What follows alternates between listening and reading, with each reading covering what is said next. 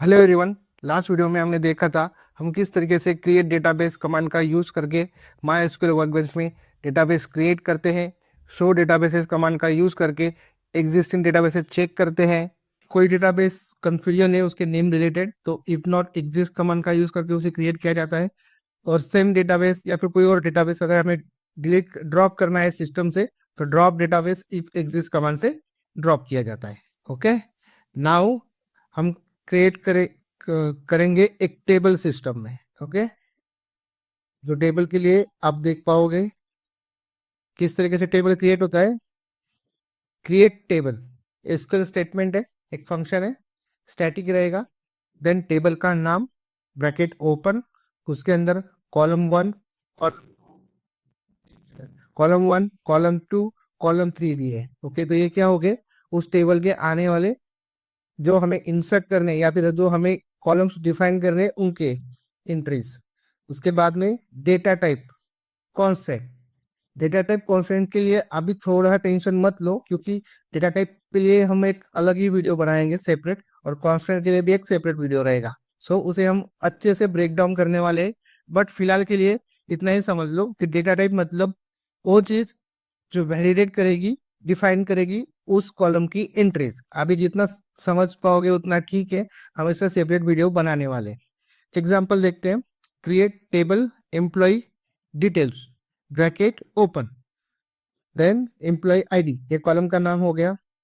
Integer वो data type है, employee ID में इंटीजर डेटा टाइप जाएगा।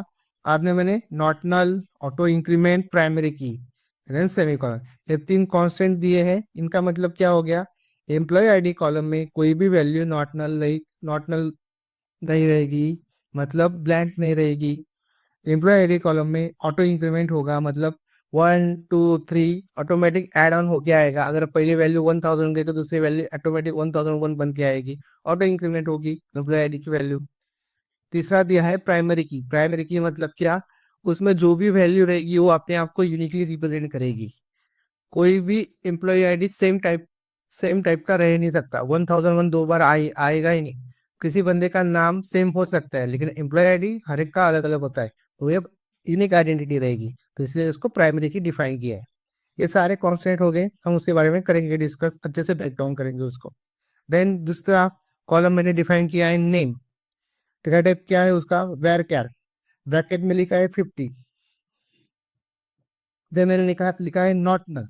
ओके, सो नेम नाम का कॉलम एंट्री होगी, उसमें डेटा टाइप जाएगा वैरकर, ब्रैकेट में लिखा है 50, मतलब 50 कैरेक्टर तक बंदे का नाम हो सकता है।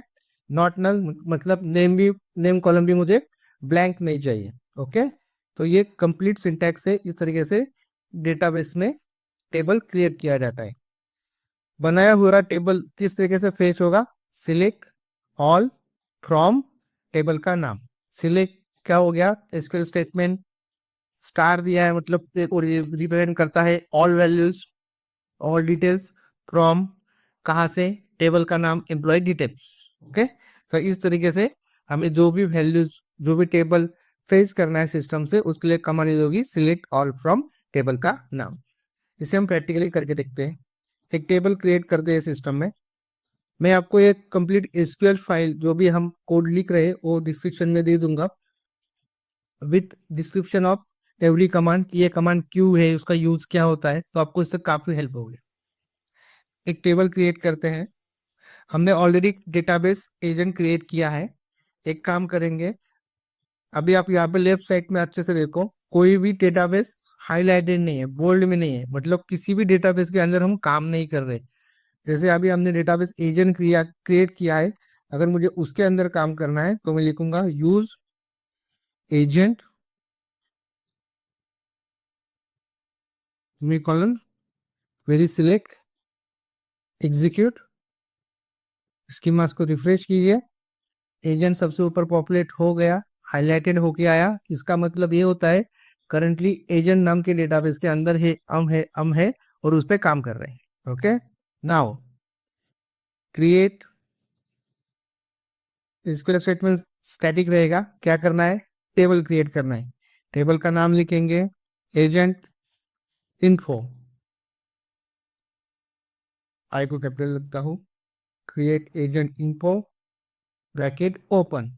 इस टेबल में मुझे पहली एंट्री चाहिए है आईडी, एम्प्लॉय का आईडी जाएगा। आईडी किस फॉर्म में जाएगा? वो इंटीजर रहेगा। Okay, then not null. Not null क्यों? क्योंकि मुझे उसकी वैल्यू ब्लैंक नहीं चाहिए। देन ऑटो इंक्रीमेंट, मतलब क्या वो ऑटोमेटिक बढ़ के आए। देन प्राइमरी की, इसका मतलब ये कि वो यूनिकली रिप्रेजेंट हो, इसीलिए। Then comma. ओके, देन दूसरी वैल्यू, दूसरा कॉलम एम्प्लॉय नेम चाहिए। उसमें जो वैल्यू जाएगी वो मुझे varchar डेटा टाइप की चाहिए। 50 क्या होगा यहाँ पे? 50 कैरेक्टर्स तक किसी का नाम हो सकता है, इसलिए 50। देन वो भी मुझे नॉट चाहिए, वो भी वैल्यू मुझे ब्लैंक नहीं चाहिए। तीसरा कॉलम मुझे चाहिए address.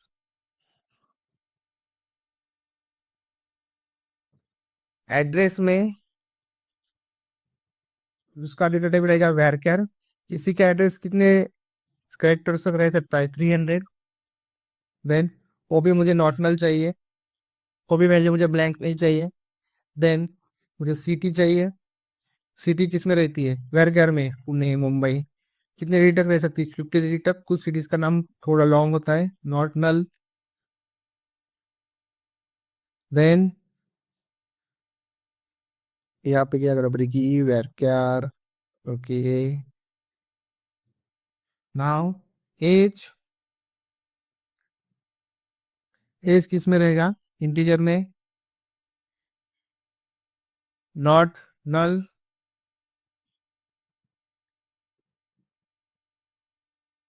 Then date of joining. Date of joining क्या हो गई? डेट हो गई, तो वो जाएगी डेट में। वो भी मुझे ब्लैंक नहीं चाहिए कॉलम।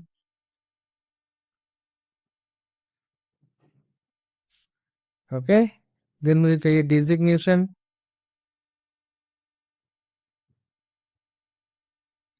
डेजिग्नेशन क्या होता है? मैनेजर।